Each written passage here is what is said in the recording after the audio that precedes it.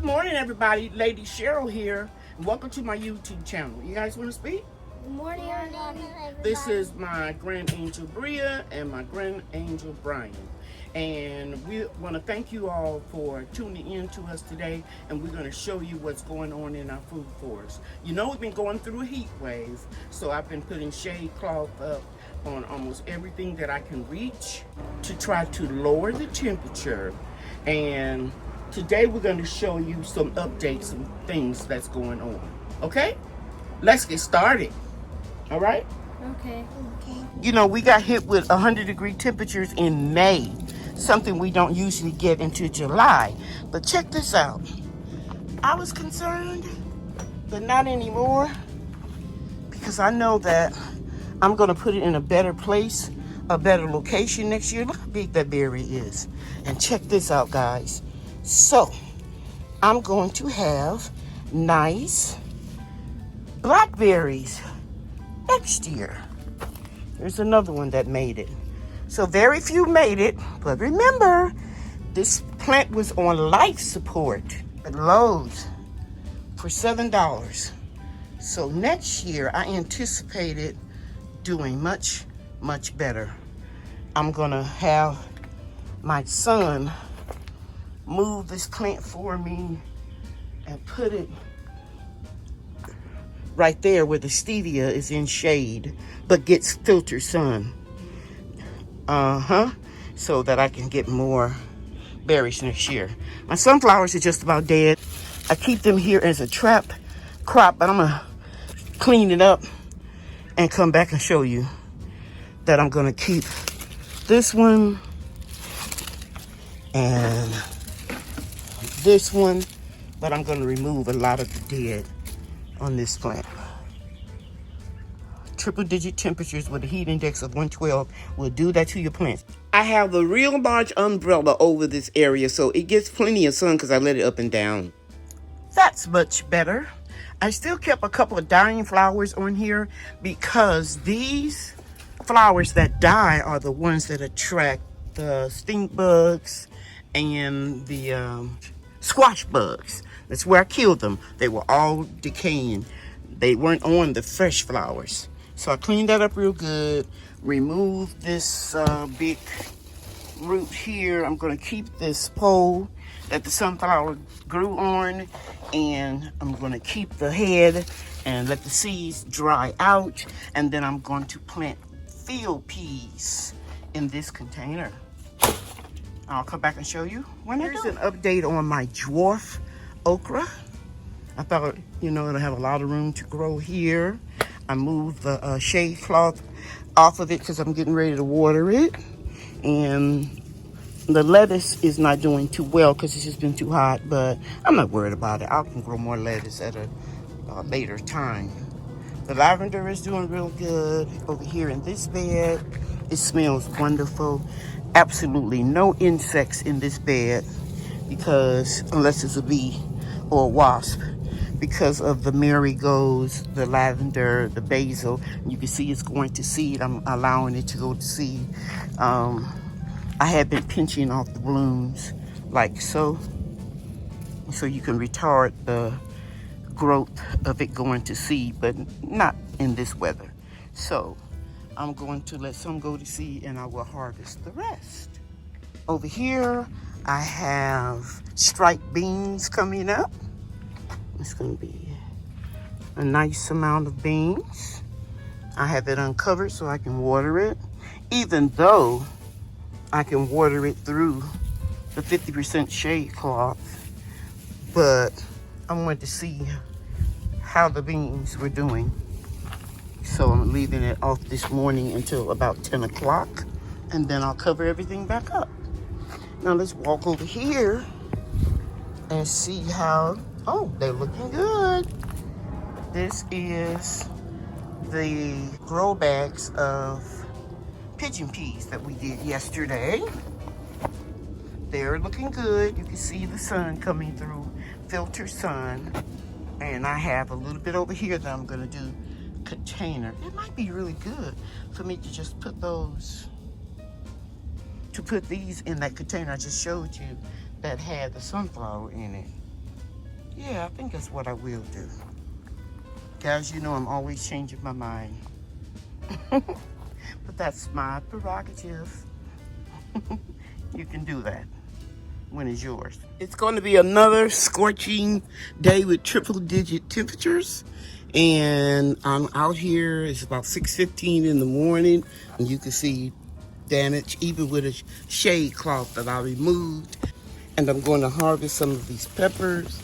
And you can see burn damage, a sun scald right there. That's not blossom end rot. That's from extreme temperatures. And let me show you over here first what I did. I pulled up these marigolds that have been growing since January, and I sprinkled some of the seed pods in here, just like that. And then I put a little soil over it. We'll move these over. This is my Roselle. It's been under this 50% shade. It's beautiful in color, and I'm gonna harvest some of this today. Yeah, it grew very well. I'm gonna step back as far as I can in this tight space. But I'm gonna make tea with stevia out of the sorrel. Some people call it Jamaican sorrel. Some people call it Caribbean sorrel. But I bought the seeds from Dan's Permaculture Food Forest, and they were labeled Jamaican sorrel, so that's what I'm gonna call them. These peppers are beautiful. A little smaller than they normally would be, but it's okay. I'm gonna go ahead on and harvest them. See if I can twist this off. Yeah, pretty good. And what I'm gonna do with these peppers is simply remove the rib and the seeds, chop them up, lay them on a cutting board, a small one, put them in the freezer, and that way let them get 50% frozen, and that way they won't be all stuck together, and you can open up your Ziploc bag that way and just take out what you need. You don't have to blanch peppers. You can freeze them. You can even carve out this little area here and remove the rib and the seeds and freeze the whole pepper. For example, if you wanted to make stuffed peppers. Or you can go ahead and stuff it with turkey or whatever you use. I'm using ground turkey mostly these days. And then you can freeze it. And you know, after you season it, put your garlic, onion, whatever you're going to season it with. And then just put them in the oven. I see I got some spare space over here. Let's cover up that root from that pepper plant. Did you see that? We'll cover that up. Just digging up some dirt and putting it here. And I see one of my little seedlings, 1, 2, 3, they did well. So I'm gonna go ahead on and separate them. And this is how I do it. You can really move marigolds when they're at an early stage. And I have moved them when they were pretty large. They are one that don't go in shock marigolds if you move them and transplant them to other places. This area right here, I had more seeds, but they died back, so I'm moving them further in. Let's see if you can see that. Moving them further in where the soil is still a little moist.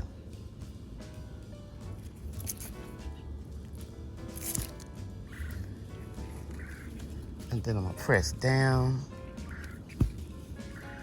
on this one. And what I do with the other one? Oh, I see it. It's right there. I'm gonna have to go in the house and get my trimmers so that I can remove the sorrel, because I don't want to just break them off. Yeah, that's not good.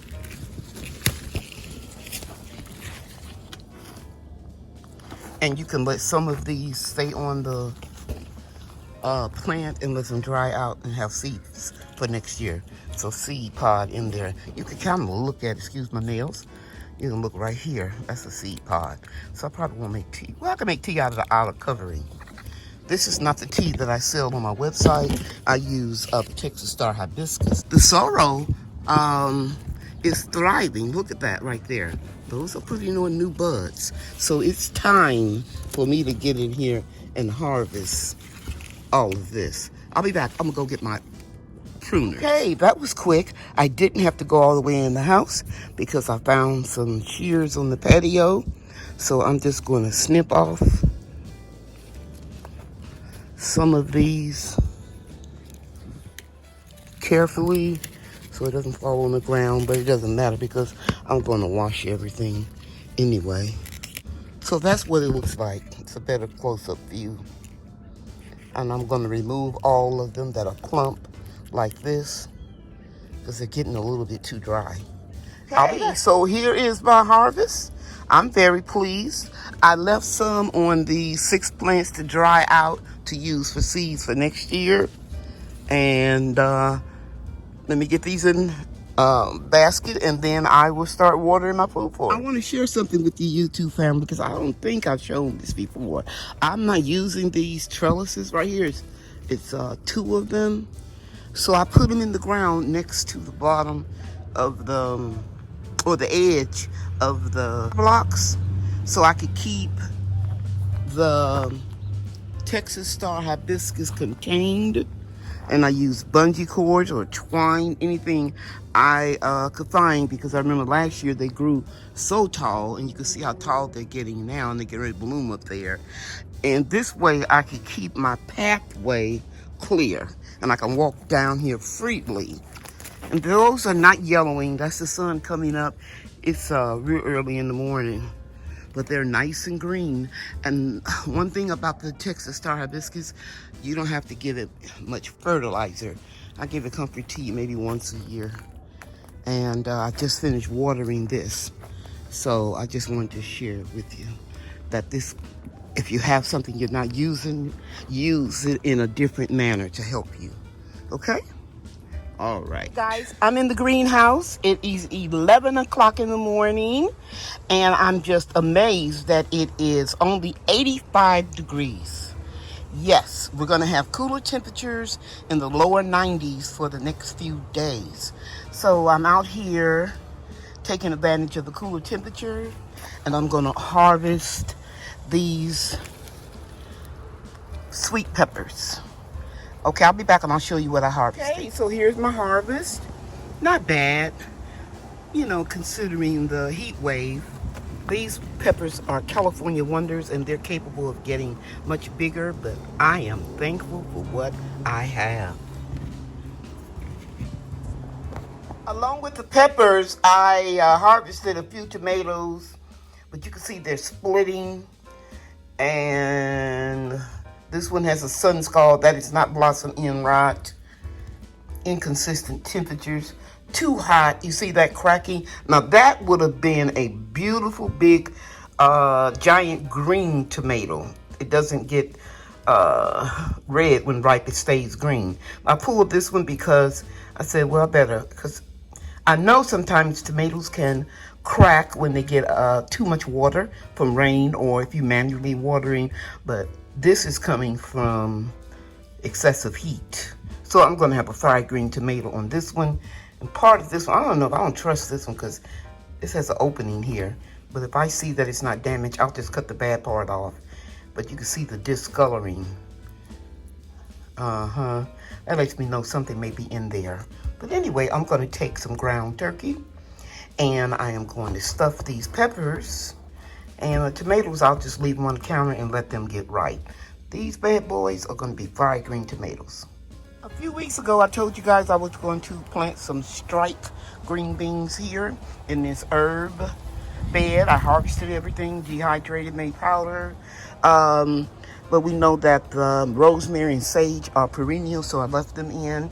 And I'm going to do succession planting. So I'm going to put some more striped bean seeds in this area here so they all won't be maturing at the same time. And let me show you another spot where I put some seeds. Okay, I sprinkled more seeds here, and you can see my nails are dirty. I just poked some holes in and put more seeds for the striped green beans here so I can have succession planting. So I won't have to harvest everything at the same time. But they're doing well. I took the shade cloths off today because the temperatures were a little cooler and I wanted them to get as much sun. It's late in the afternoon. Something that I don't normally do is come outside this time of day, but I thank God for cooler temperatures. Thank you so much for tuning into my channel today. I hope you enjoyed or learned something or was motivated by something you saw in my video. And I hope to see you every Monday night when I do my weekly chat at 7 p.m. Central Time. Thank you for watching. Bye now. We and I are getting this order ready so that we can ship it. And we always take pride in our orders. Right, Bria? Yes. Okay. Bye, everybody. Bye.